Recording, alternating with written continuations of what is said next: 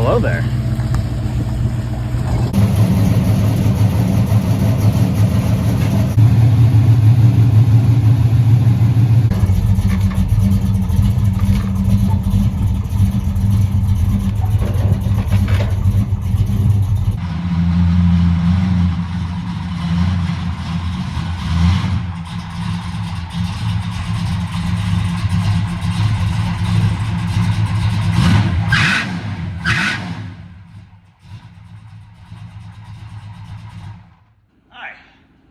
I'm Jamie, this is the Dodge Garage, and this is a 1968 Dodge Coronet 500. And it's kind of awesome. Apparently it's got a belt squeal. More on that in a minute. This car belongs to Mark. Mark found me here on YouTube.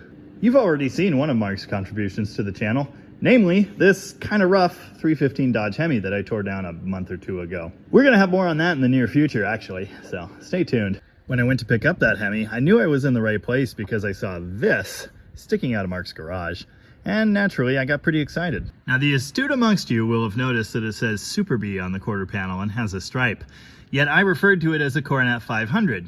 Well, there's a story there. And that story is, there are like more 68 Super Bs on the road now than were ever built, I'm pretty sure, because just about every one of these Coronets ends up cloned into one. Another friend of mine has a yellow car. Same exact thing. It started out as a Coronet 500 and it was cloned to a Super B.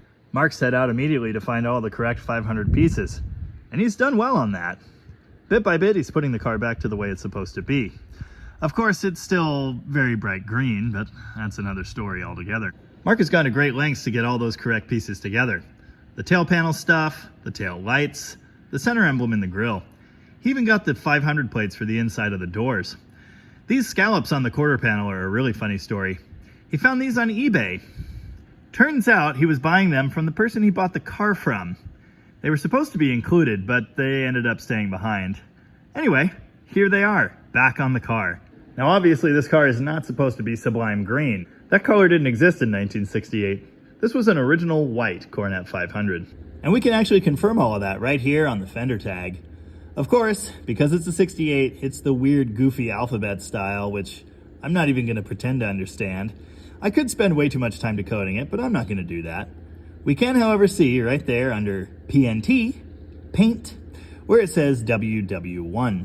The VIN reveals this is an original Coronet Premium two-door hardtop with a 383. Of course, this isn't a 383 under the hood, it's something else entirely, but I'm getting ahead of myself there. Notice I said two-door hardtop. It's got roll-up back windows. That would not be correct on the Super B. The Super B should be a two-door post or sedan or coupe or whatever the heck they called it. It would have had pop-out windows here. You may have noticed the blacked-out trim. I'm not sold on that. It sets off of the green nicely, but I like things a little more factory. Yeah, there are a lot of little departures on this car that just kind of aren't right. I think the owner Mark and I are both in agreement that a little more factory would be better. But this has got to be one heck of a driver. And I bet it commands attention everywhere it goes. Now, it's not like I'm an absolute stickler for factory or anything. I'm all for making your car your own, little modifications, things of that nature. I especially like the old school day 2 stuff. Hot rodding, it's cool. I love the grille on the 68 Coronet. I kind of love everything about it, honestly. The quarter panel lines, the scoops. Oh, if you saw my recent video on the radiator support blackout, you know that needs to be done on this car, especially because it's like Sublime Green and it really sticks out. Mark says that'll be a spring project. The interior in this car is just gorgeous, and everything seems to work. All the lights come on. There is one glaring thing that does not belong though, and it's this super fancy decoded digital gauge cluster. I've never actually seen one of these in real life before. It's interesting. If you know me, then you know this isn't what I would pick for my car, but it is cool. I like how well it fits in there. And having gauges that actually work, that's probably nice. Don't mind the vacuum pump. So anyway, why is this car here in my care? Well, the same reason many other things end up in my care. It doesn't quite run right. The tendency these days when you're putting a car like this together is to spend a bunch of money on fancy parts, like aluminum metal Brock heads, fancy intake manifold, of course, 440 source valve covers, I think, something like that. But where those catalog hot rodders often fall short tuning, specifically distributor timing and setup. Now again, Mark bought this car this way. We talked at length about the distributor tune in this thing and what was probably going on. He checked the timing, and as delivered, it was set at 7 degrees base. That's just not enough. Now you heard the way this thing runs. Honestly, the cam isn't that radical. You can tell from the specs here, it's under 500 lift, which is really interesting. Those duration numbers at 50 are relatively aggressive though. It's got a good bit of sound to it. Everything about it is telling me it probably wants more base timing. In testing, Mark actually bumped the base timing up to like 25 degrees, and yeah, it liked it. That's pretty consistent with what I've found on most of these engines. Now I've done multiple videos explaining this, and one big one on recurving distributors at home with a welder. And of course, Uncle Tony's done videos on the same subject, so there's lots of good information available if you're curious. The long and the short of it is, this is your basic electronic 440 distributor from the 70s, and it has the factory curve in it. There are a few different versions of this curve as well. I mean, it's going to be anywhere from 22 to like 30 degrees of advance. If we set the base timing around the 20 to 22 degree range, a 30 degree curve is going to end up at like 50 degrees total, and that's not even taking vacuum advance into account if we end up using that. So, for that reason, we need to recurve the distributor. Normally, the way I accomplish this, again, is with a welder. But my advice to Mark was, hey, just give Summit Racing some money, and they'll send you a recurvable distributor that drops right into place. They even send you some springs and the different little spacers that you can use to adjust the timing curve precisely. Yeah, they really made this too easy. You disconnect the 2 pickup wires, which you can't mix up. You drive the pin out of the collar here. You remove the plate screws, and you should be able to wiggle that thing up and out and access the slot. Here's a look at those tools for setting the gap and thereby the amount of advance you get out of this distributor. That's a 22 on the left next to a 14 on the right. The smaller that gap, the tighter the advance curve. I think these were originally a Mallory design, but I could be wrong. Here's a tool inserted into the advance mechanisms plate. And an interesting note, that one's 16 degrees. This is already set at 16 degrees. Mark says he wasn't in here, so that's weird. Anyway, I guess I'll put it back together. Oh yes, they also ship with 2 blue springs. It's kind of the middle of the road approach. I'm gonna stick with that. But if you want the advance to come in faster, you can use one or both of those light silver springs, and the black or heavier to delay it. You do have to remove the vacuum advance. The directions didn't mention that, and I thought they knew something I didn't, but no. Back together now, and I'm kind of marveling at this thing because it's an aftermarket body, you know, smooth, nicely machined, good looking piece. But everything in here is factory Chrysler. The pickup, of course, the reluctor, the rotor, and the plates. And I know that because I still have the pinholes for a pin that's totally not used at all in this body. It even has the 2 different holes in there for the 2 different styles of vacuum advance pod. Usually an electronic distributor has this one, but you can actually use one from a points distributor as well. I kind of have some questions here though. Look at the pinhole location there, and then look at where it would have been on the vacuum advance module. They don't line up at all. The vacuum advance module has this tang on it, which also locates the distributor cap and therefore sets the rotor phasing. I think I'm gonna have to check that. On the subject of checking things, I always look at this, the fitment of the rotor to the shaft that it sits on.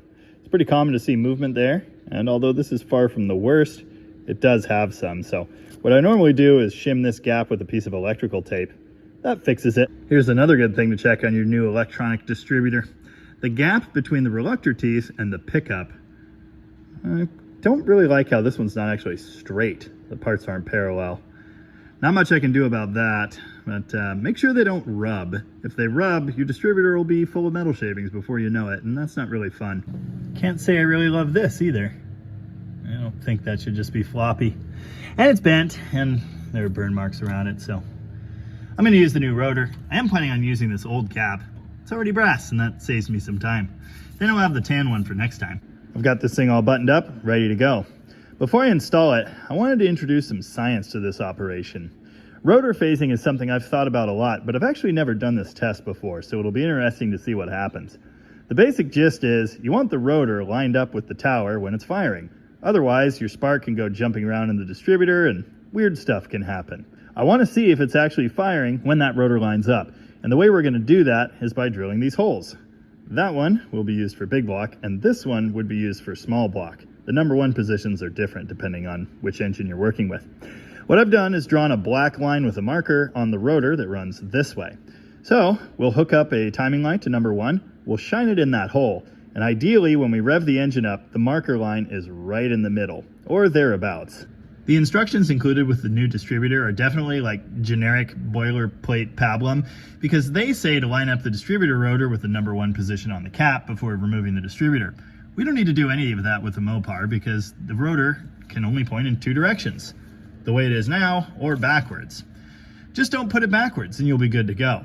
Then if you eyeball the vacuum pod and get the body somewhere near where your old one was, you'll be close enough to fire it up, and then you can check your timing with the light. Of course, Mark just replaced the fuel line with this nice setup, and that's great, but it's kind of a tight fit getting the distributor out. Not a big deal. Come on. There we go. You know, another nice feature on this distributor is this bearing in the bottom. That's cool. Oh, don't knock paint in the hole. That's a bad idea. Looks really clean in this engine. I don't think I've mentioned this yet. This is a 1975 truck motor, but not much of the original truck motor is left. New pistons, of course, aluminum heads, that helps. Compression ratio is a good bit higher than 8:1. Okay, come on. Yeah, the fuel line's right in the way of everything. The pickup wire on this one actually comes out of the bottom of the body instead of right under the cap. That's cool. Looks a little cleaner. Would you plug in though? Come on. After all the nice things I said about you. Seriously, the pickup wire will not go together. Why? There it goes. Nice. Yeah, that looks close. The big block Mopar distributor is probably the easiest one there is to change. It's right here in front. You can't really mess up the clocking. You can remove it with a wrench, unlike many. That's nice. Wires are moved over to our test cap. They don't really fit in there very well. I'm not sure why. Now this is a big block. If you're doing a big block and changing your wires or something at the same time, remember they go on counterclockwise. 1-843-6572, but that way. The other day I was doing a small block and I accidentally put them backwards because I've been doing way too much big block stuff lately. Let's see how close my random guess on timing gets us. Man, if this was a Chevrolet, it probably would have just broken the starter into little pieces. Sure.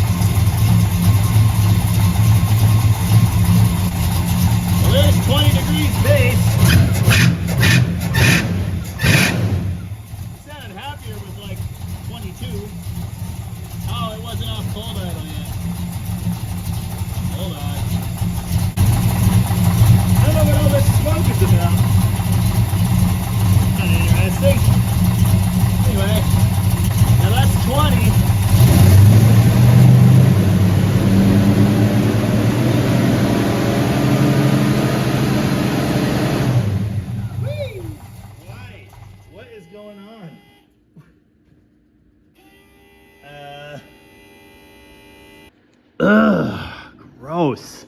Okay, I don't know what's up with the smoke screen here. I was thinking coolant around header bolts, but these are aluminum heads. It shouldn't have that feature. I do see some oil around the valve covers, but that sure didn't smell like oil. I guess we're gonna be looking at fueling in a minute, but first let's verify the timing mark because I don't trust it. Now there are multiple good ways to verify the timing mark. A piston stop is great, but I'm not gonna do that. I'm gonna use the compression with my finger and magic starter button method. I'm gonna feel for compression rushing up, and when it stops, that should be TDC.